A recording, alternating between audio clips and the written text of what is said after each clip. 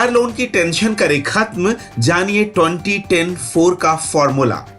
कौन नहीं चाहता अपनी खुद की कार खरीदना, और कार महंगी और शानदार हो ये तो सभी चाहते हैं।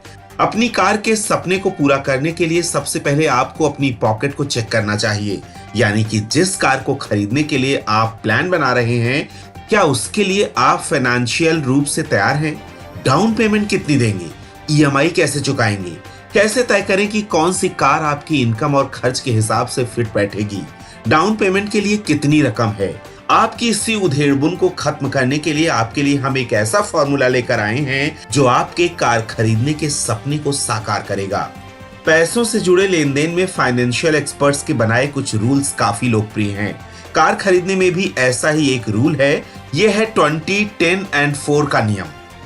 We are talking about the 20-4-10। ये रूल आपको ये भी बताएगा कि आपकी पसंदीदा कार की खरीदारी कितनी सही है, या आपको कार खरीदने से पहले कुछ और करना चाहिए।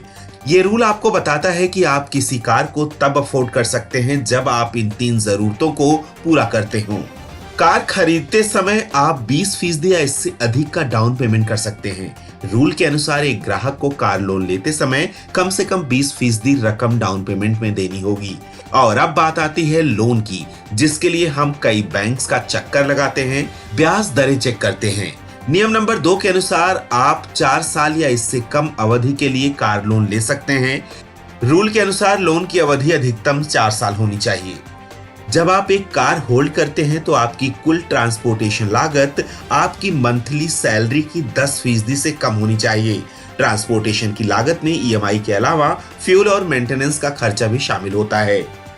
20, 10 और 4 के फॉर्मूले को और पुख्ता बनाने के लिए जितना ज्यादा हो सके डाउन पेमेंट करें। ईएमआई का बोझ कम करने के लिए अपग्रेडेड मॉडल खरीदने की बजाय कार का बेस मॉडल खरीदें।